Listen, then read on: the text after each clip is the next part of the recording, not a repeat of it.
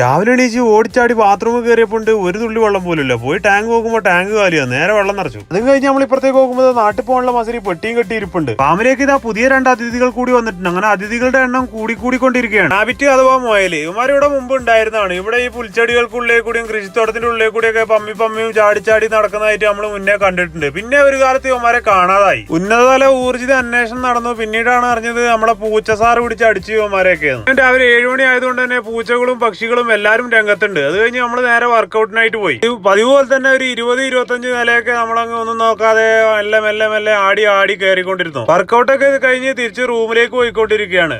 ഒരുപാട് ദിവസമായി നമ്മൾ ചോറ് കഴിച്ചിട്ട്, അതുകൊണ്ട് തന്നെ ഇന്ന് നല്ല മോര് കൂട്ടി ചോറടിക്കാന്ന് വിചാരിച്ച് മോരും വാങ്ങി തിരിച്ച് നമ്മൾ റൂമിലേക്ക് വന്നു. ഇന്ന് റൂമിൽ പോയതിനു ശേഷം നമുക്ക് നല്ല രീതിയിൽ പണിയുണ്ട്. കിച്ചൺ, ബാത്റൂം, അതുപോലെ തന്നെ ഔട്ട് സൈഡ് എല്ലാം വൃത്തിയാക്കണം. എല്ലാ പരിപാടിയും കഴിഞ്ഞതിന് ശേഷം ഞങ്ങളും പുറത്തുനിന്ന് തന്നെയാണ് ഇന്ന് കുളിച്ചത്. എല്ലാ പണിയും കഴിഞ്ഞ് ഒരു 2 മണിക്കൂർ ജസ്റ്റ് ഒന്ന് കണ്ണടച്ചൊന്ന് മയങ്ങി വീണ്ടും എണീച്ച് നമ്മൾ പുറത്തിറങ്ങിയിട്ടുണ്ട്. ഡ്യൂട്ടിക്ക് പോകാനായിട്ടുണ്ട്. പോകുന്നതിന് മുമ്പ് എന്നും പതിവുള്ളതാണ് ഇവിടെ വെറുതെ ഇങ്ങനെ ഇറങ്ങിയിരുന്ന് പുറത്തേക്കൊക്കെ വെറുതെ നോക്കിക്കൊണ്ടിരിക്കും. ദുഃഖകരമായ ഒരു വാർത്ത എന്താ വെച്ചാൽ നമ്മളെ ഈ ചെറിയ പൂച്ചക്കുട്ടി ചത്തുപോയി. ഇവിടെ ഉള്ളതിൽ വെച്ച് നമ്മളെ ഇവിടെ ഏറ്റവും കൂടുതൽ ഇണങ്ങിയ ഒരു ചെറിയ പൂച്ചക്കുട്ടിയായിരുന്നു അവൻ. അങ്ങനെ അവനും പോയി. അപ്പൊ ഇത്രയും പറഞ്ഞുകൊണ്ട് ഇന്നത്തെ വീഡിയോ അവസാനിപ്പിക്കുന്നു. നാളെ പുതിയൊരു വീഡിയോ ആയിട്ടാണ്. ആദ്യമായിട്ട് നമ്മളെ വീഡിയോ കാണുന്ന സുഹൃത്തുക്കള് ഫോളോ ചെയ്യാൻ മറക്കല്ലേ.